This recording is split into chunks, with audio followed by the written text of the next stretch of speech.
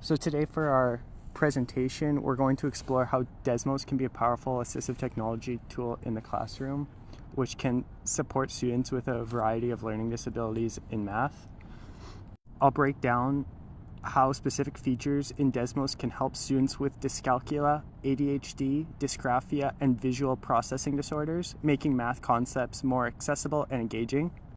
Firstly, dyscalculia, a condition that makes it challenging for students to understand numbers and number relationships. Desmos graphing calculator can make numbers feel less abstract by turning them into visuals. For example, students can type in similar number patterns, like a line moving upwards as the value increases by 1, making addition feel more concrete. Another great feature for students with dyscalculia is the use of sliders to explore counting and addition. With sliders, students can change values incrementally on a number line. For instance, each movement of the slider by +1 visibly shifts a dot forward, helping students see what adding numbers look like in real time. This brings counting and basic addition to life, making math patterns easier and more engaging. Many students with ADHD benefit from interactive short tasks, and Desmos' Activity Builder is a perfect for this. Activity Builder can transform math exercises into mini challenges, like finding hidden shapes or adjusting a line to reach a target. Tasks like these help hold a student's attention because they're interactive, engaging, and feel more like a game rather than a typical learning setting. Desmos also enables a step-by-step learning by using pre-made or custom activities. Teachers can guide students through math concepts one step at a time, helping them focus on one task without feeling overwhelmed. For example, a step-by-step activity on shapes might lead students through identifying circles, squares, and triangles, one shape at a time, keeping them on track and focused. Students with dysgraphia, who may struggle with writing, can also benefit greatly from Desmos. In the scientific calculator, instead of needing to write numbers by hand, students can type their calculations directly. For example, if they type 7 plus 3, they'll instantly see the answer, allowing them to practice math without the frustration of handwriting. However, obviously, if you're teaching a grade 1 class addition, you won't use this tool because it is a calculator and it just gives them the answer.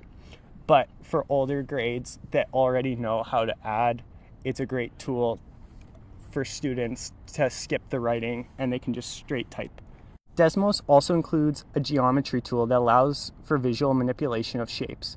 Here, students can move the mouse to drag and adjust shapes instead of drawing or labeling them by hand. For example, students can create a triangle on the screen and modify it by dragging its points, letting them explore shapes without needing fine motor skills to write them out. Lastly, Desmos is a great tool for students with a visual processing disorder who may struggle with interpreting static visuals. Using the geometry tool, students can interact with shapes by building them directly on the screen and adjusting points by dragging, like we used previously with the triangle. For example, students could draw a rectangle, then drag one side, turning it into a square by making all sides equal, which allows the students to understand shape properties through hands-on interactions rather than the traditional diagrams, which I grew up with. In conclusion, as you can see, Desmos provides a great range of features to support different learning needs, making math more accessible for everyone. With its ability to turn abstract ideas into visuals, provide hands-on interactions, and adapt to different learning styles, Desmos can be a valuable assistant technology in the classroom, helping all students succeed in math. To open Desmos, you can go into your browser of choice and type in Desmos, Desmos.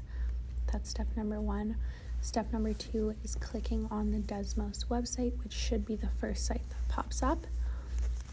Number 3, once you're in the website, you do not have to log in or sign up, but if you'd like to be able to keep kind of a record of what you're working on, it's advisable to, so you can click onto the login or sign up button. Step number 4 shows that you can log in with an existing Google account, an Apple account, or an email address. And number 5 just shows popping in some of your info and signing up for the website. Desmos is a very easy assistive technology tool to download onto whatever device you're using.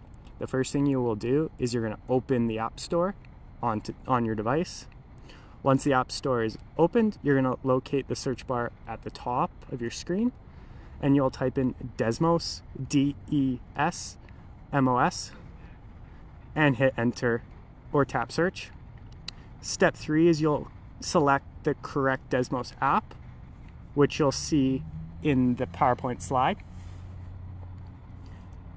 Then in the search results, you'll see Desmos options like Desmos Graphing Calculator and Desmos Scientific Calculator. For most elementary middle school needs, select Desmos Graphing Calculator, and then you'll download that app. Once downloaded, tap open. The app will now open on your device, ready to use, and it should prompt a login. You can use Desmos without creating an account, and it's free. However, if you would like to save your progress and actually create activities, you would need to create an I'm going to account. start a quick tutorial of a few of the tools that are available on Desmos. On the Desmos homepage here, down below you have your 6 different math tools. We're just going to focus on 3 or 4 of them for this video, as a couple of them are beyond elementary school and possibly even beyond high school. So first we're going to start with the square fraction. This is just kind of like your regular calculator. It's really great because you punch in numbers and the answer will automatically show up here. And as you add more operations or numbers, this will continuously change. So say you want to do this 2, here and add a 9, 6, it changes as you go. For kids who struggle with math and solving multi-step problems, you can use a bracket function and show them how to enter in multi-step problems properly. Close bracket times 8. Yeah, so this is a pretty easy tool to use for basic calculation. I've gone back to the Desmos homepage. Next, we're gonna go to the 3D shapes that we can make. So this will definitely be a little more advanced, but it's kind of cool if you just wanted to show kids how functions act. It's also just kind of fun for kids to mess around with, but this could definitely be more usable at the high school level. So you could do this, this, this 2, and as you can see, there is now a parabola that has come up on this. You can shift the view by either dragging, or over here in the corner, you have it'll put back to its original rotation, or you can go to this and it'll just show you the X and Y plane. I like the 3D view though. You can extend it to 3D so you can see how this would go through if it were 3D. You can add another function, cosine X. So as you can see, another line has shown up here. Extend it and treat it this way. Maybe we want to change this one so you can see how this would run through the other function, which is kind of cool now that I've changed it. We add in a third variable too.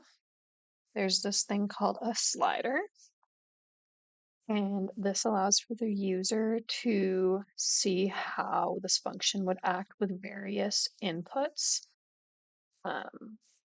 for the variable a. And as you can see, the function moves as I slide it. You can also just hit the play button, and then while it's doing that, you can rotate it around. Yeah. Anyways, pretty cool little tool. Yeah, if you were at the high school grade and you had some complex functions, it'd be a lot easier than using it by hand. You can get a really good visual, and you also have an easy 3D plane to play with. From here, you can just go up here. You can type in and save or graph, and the student could hand it into you as a teacher. Desmos homepage. We are next going to go to the geometry. So this could be a helpful tool for kids to visualize shapes. You can draw triangles, you could draw squares. So up here we have the different things we can do. This is to make a point. So I'm going to make 3 points. Imagine what I'm going to make. We'll play a triangle. Then you can go to the line function, click on your points that you've put down here, and connect the points together in order for you to get a shape. So if you go back to your mouse, you can then move these around to make different types of triangles. Over on here is the settings button. If, say, this was like kind of hard for a student to see, you can click on the big A, and this will make the lines thicker and a little more easy to view. There's also these 2 buttons. If you put on grid, then you have it on grid paper. This would be really great if you wanted kids to measure the lengths of the sides using the squares. And if you are becoming more advanced for maybe a high school level, you can turn on the axes and actually graph the shape. Let me shut this back off though. That off. And let's say you can also zoom in and out with your mouse by scrolling in or scrolling out. Let's say you wanted to make a square. You can add another point. I'm going to go back to the line. And then go back to your mouse function. Click on the line in the middle because I don't think we want that anymore. And now we kind of have a square, but in order to make sure it is a square, probably add the grid back on. And then you can drag these to match. Maybe you want a big square with the corners. And now you have a perfect square. You can have the students count these, figure out how big it is. So this would be a 10 by 10 square. You could also use this for area and perimeter. If some kids maybe have motor skill difficulties or just prefer using a Chromebook, it's a really easy way of doing geometry or shape, area, perimeter. The last one that we're going to look at is a scientific calculator. The one thing that I would use on this tool is the fraction function. So we know that fractions can be quite challenging for some students. So it's pretty simple. You click on the button. It has A over B. The A is then going to be your top number. Bottom square, that'll give you a place to put your bottom number. Do this. You can add or multiply fractions using this. Just make sure you click the A, B button in order to have a fraction. Again, it won't automatically do it. And then as you can see, your answer shows up over here, just like the first one we did with the regular calculator. But you can change how it shows it and put it back into fraction form. And this is giving you an improper fraction. Yeah, that's pretty handy. It also has a percent option as well. So if you wanted to do like 93% of, you can do 93% of 1058, and it'll give you a number. Not that percents are used often, but it is a way for students to mess around with percentages, which is pretty neat. A 2021 article called Desmos, a digital resource to learn linear function, found that Desmos plays a role in fostering active learning, particularly through interactive activities that visually represent functions and equations, improving students' motivation and engagement. This study explored how Desmos can enhance understanding of linear functions through a structured sequence of 4 50-minute lessons. They started with familiarization with Desmos, moved on to pre-testing, then into collaborative exploration, and then onto a post-test.